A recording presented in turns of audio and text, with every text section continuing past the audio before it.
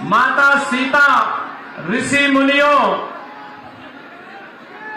यहां के स्वतंत्रता संग्राम सेनानियों, इस पावन धरा को नमन करते हुए मैं आप सबका हृदय से अभिनंदन करता हूं। बहनों और भाइयों, नवादा देश के लोकतंत्र को बचाने वाले स्वर्गीय जयप्रकाश बाबू की पावन कर्मभूमि है। और यही नहीं,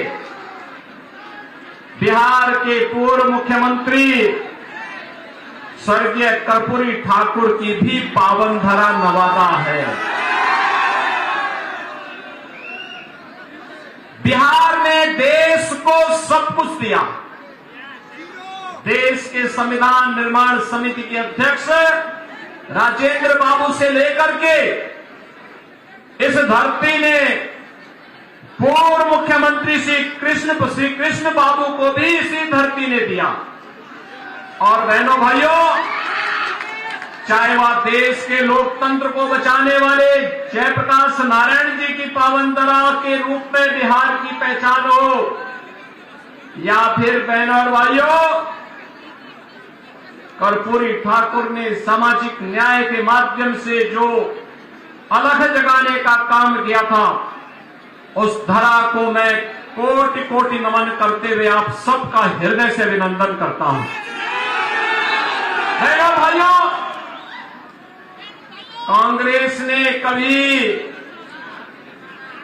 कांग्रेस और उसके सहयोगियों ने कभी जयप्रकाश जी को सम्मान नहीं दिया, कर्पूरी ठाकुर जी को कभी सम्मान नहीं दिया।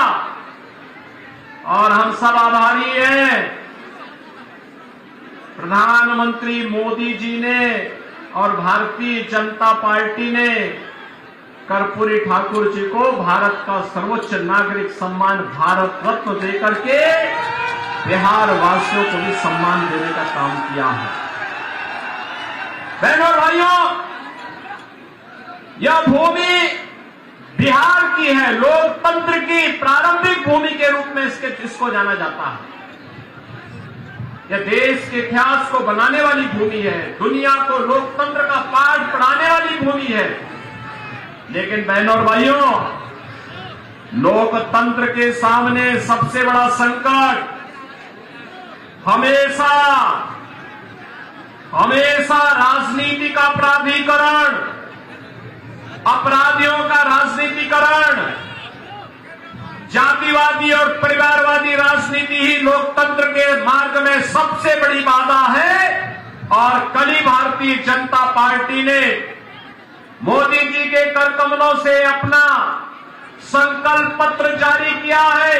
संकल्प पत्र में भारतीय जनता पार्टी ने जो बातें कही हैं कि चुनाव जो देश के अंदर 18वीं लोकसभा के लिए लड़ा जा रहा है, ये चुनाव नेशन फर्स्ट बनाम फैमिली फर्स्ट के बीच में होने जा रहा है। आप देखते होंगे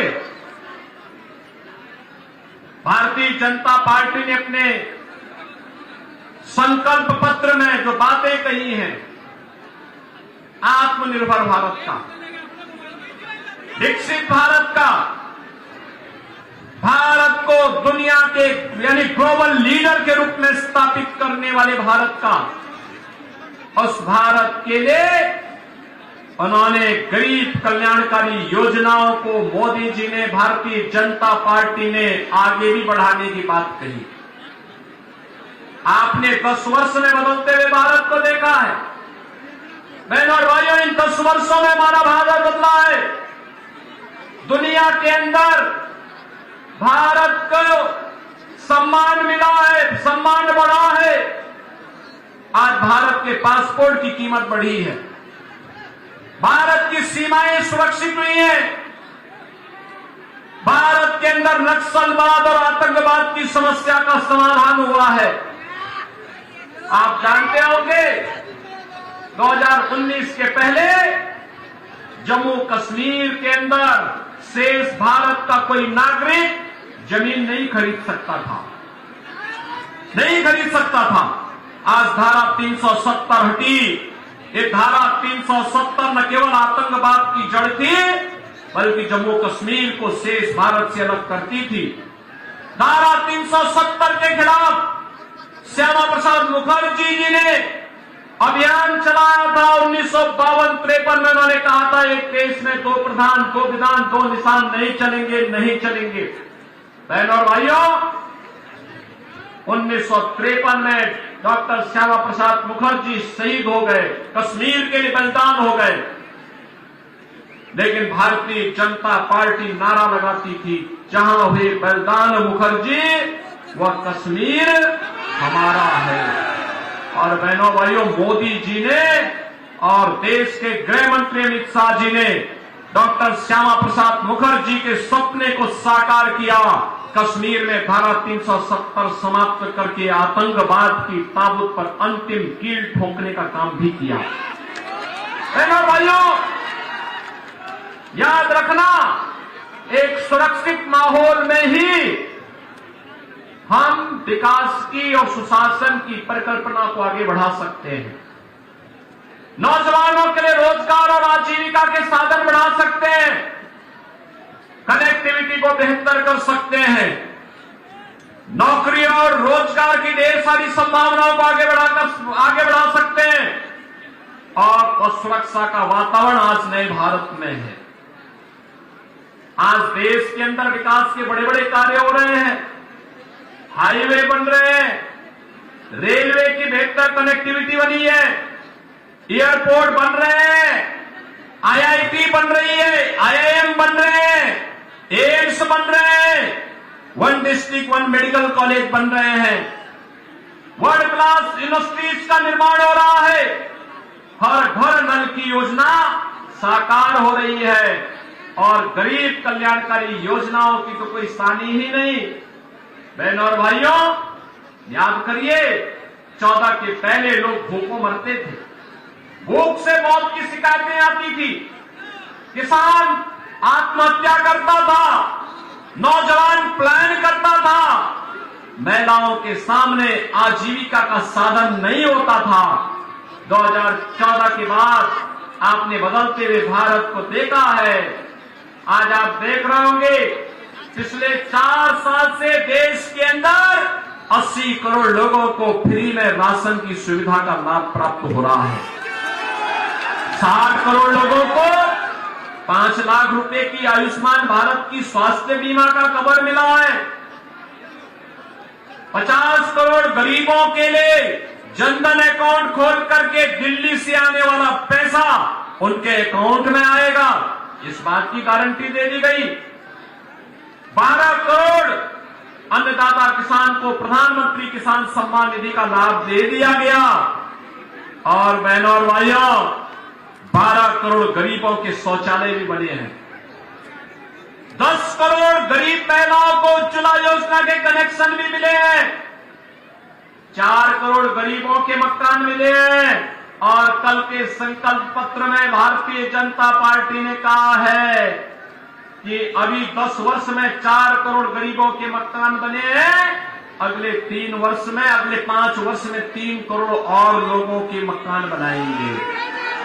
बहनों और भाइयों, ईश्वर लालू जी को स्वस्थ करे, वह आबादी बढ़ाए और भाजपा आवास बनाने का काम करेगी।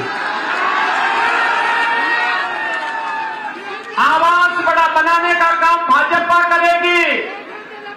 3 करोड़ गरीबों को फिर से आवास मिलेगा।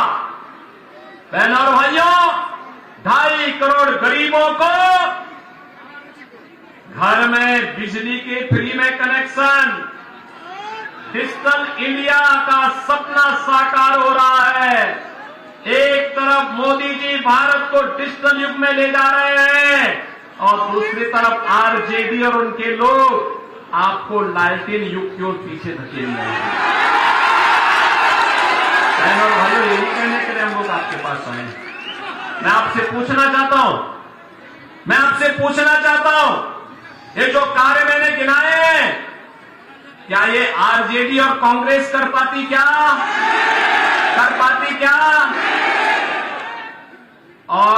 आपसे पूछना चाहता हूं, मैं तो यूपी से आया हूं ना। अयोध्या में रामलला का भव्य मंदिर का निर्माण कार्य क्या ये लोग कर पाते? क्या कर पाते?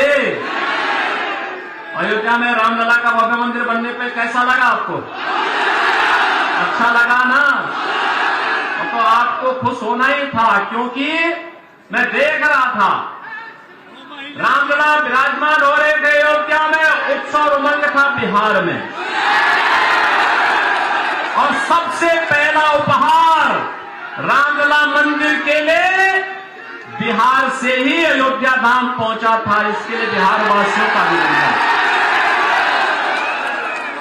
और इसलिए बहनों और भाइयों, आज मैं आपसे कहने के लिए आया हूं, एक तरफ नौजवान के लिए आजीविका है, पीएम स्टार्टअप की योजना, पीएम स्टैंड अप की योजना, प्रधानमंत्री मुद्रा योजना, और इस बार तो संकल्प पत्र में एक बात और कह दी गई, अब तक 10 लाख रुपए तक का नौजवानों को ब्याज फ्री लोन मिलता था, अब इसकी राशि को बढ़ाकर के 20 लाख कर देंगे। बहनों भाइयों, आरजेडी रंगदारी वसूली से फुर्सत हो तब ना। आज रंग बीजेपी और एनडीए की सरकार में रंगदारी नहीं, स्ट्रीट वेंडर को पीएम स्वनिधि योजना का लाभ मिल रहा है, और पीएम स्वनिधि का दायरा बढ़ा करके गांव के ठेला खोमचा रेड़ी लगाने वाले लोगों को, पटरी व्यवसायियों को भी इसका लाभ प्राप्त होगा। कल के संकल्प पत्र में भारतीय जनता पार्टी ने घोषणा कर दी है। बहनों और भाइयों, आरजेडी हो या उनके सहयोगी दल, ये तमंचा लहराने वाले लोग हैं, इनको टैबलेट से क्या मतलब, इसलिए डिजिटल इंडिया का विरोध करते हैं। और बहनों और भाइयों, भारतीय जनता पार्टी और सहयोगी दल आपको डिजिटल इंडिया में ले जाकर के आत्मनिर्भर भारत और विकसित भारत की परिकल्पना को साकार बनाने के एक सारथी के रूप में आगे बढ़ाना चाहते हैं। और इसीलिए हम लोग आए हैं आपसे कहने के लिए, हमें प्रधानमंत्री मोदी जी के विजन के अनुरूप विकसित भारत की संकल्पना को साकार करने के लिए आगे बढ़ना है। बहनों और भाइयों, इसे साकार करने के लिए जहां भी भारतीय जनता पार्टी की सरकारें हैं, प्राणपण से काम कर रही हैं। आपने देखा होगा उत्तर प्रदेश में 7 वर्ष में दंगा नहीं हुआ, वहां कोई दंगा नहीं, कोई कर्फ्यू नहीं। विवेक जी तो विधानसभा चुनाव में, जब मैं विधानसभा का चुनाव लड़ा था 2022 में, ये कई महीने तक, लगभग 6 महीने 1 साल तक इन्होंने उत्तर प्रदेश में कैंप किया था, और वहां पे भारतीय जनता पार्टी के कार्यकर्ताओं का सहयोग करते हुए उनका मार्गदर्शन कर रहे थे। बहनों और भाइयों, तिनका भी नहीं हिलता। हमने केवल अयोध्या में रामलला को ही विराजमान नहीं किया है, वहां की माफिया और अपराधियों को राम नाम सत्य है की यात्रा में भेजने का काम किया। आप देखते होंगे ना, कुछ जेल चले गए, कुछ जहन्नुम चले गए, और कुछ लोगों की यात्रा स्वतः ही आगे बढ़ गई है। तो भारतीय जनता पार्टी केवल ये काम कर सकती है, और इसीलिए हम लोग आए हैं। विवेक ठाकुर जी नवादा से भारतीय जनता पार्टी और सहयोगी दलों ने प्रत्याशी बनाए हैं। बहनों और भाइयों, देश के सबसे प्रतिष्ठित चिकित्सक, भारत के पूर्व स्वास्थ्य मंत्री, जिन्होंने अटल जी के साथ मिलकर के देश के अंदर एम्स की श्रृंखला को बढ़ाने का एक खाका खींचा था, ऐसे डॉक्टर सीपी ठाकुर जी के सुपुत्र हैं श्री विवेक ठाकुर। एक पढ़े लिखे, सुसभ्य, सुसंस्कृत युवा हैं, जुझारू हैं, कार्य करने का एक माना रखते हैं, आपके लिए जूझने के लिए जज्बा रखते हैं, और इसके लिए एनडीए ने उन्हें अपना प्रत्याशी बना करके आपके बीच भेजा है। बहनों और भाइयों, चुनाव के दौरान ये उम्मीद करना कि प्रत्याशी घर घर जाए, गांव गांव जाए, ये मुझे लगता है कुछ ज्यादती हो जाएगी। चुनाव के बाद तो 5 साल आपके पास समय है। पूरे देश के अंदर एक ही आवाज है और वह है फिर एक बार। देखो, मैं कल ही उत्तराखंड था, उसके 2 दिन पहले मैं महाराष्ट्र में था, उसके 1 दिन पहले मैं जम्मू कश्मीर में था, उसके 3 दिन पहले मैं राजस्थान में था। और बहनों और भाइयों, सब और यही आवाज है, फिर एक बार मोदी सरकार।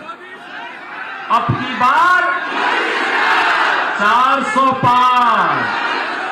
क्या है इस बार? उधर सड़क वाले भी बोल दें थोड़ा, भैया आपकी आवाज कम से कम, अरे यूपी तक और अयोध्या तक तो पहुंचा दीजिए। अयोध्या का चुनाव बाद में होना है और बिहार की आवाज तो अयोध्या जरूरी पहुंचनी चाहिए। ये सीतामढ़ी की आवाज है और अयोध्या तक जरूर पहुंचनी चाहिए। और इसलिए बहनों भाइयों, इसीलिए आज मैं आपके पास आया हूं, एक सुयोग्य पिता की सुयोग्य संतान, जिन्होंने डॉक्टर सीपी ठाकुर जी को पद्म पुरस्कार प्राप्त हुआ था, क्योंकि एक बीमारी काला जार की समस्या का उन्होंने निदान निकाल करके बिहार वासियों को इस महामारी से बचाव करने का काम किया। बहनों भाइयों, उनकी योग्यता और क्षमता पर किसी को संदेह नहीं हो सकता। और योग्य पिता के योग्य पुत्र आपके पास भारतीय जनता पार्टी के कार्यकर्ता के रूप में आपकी सेवा करने के लिए आए हैं।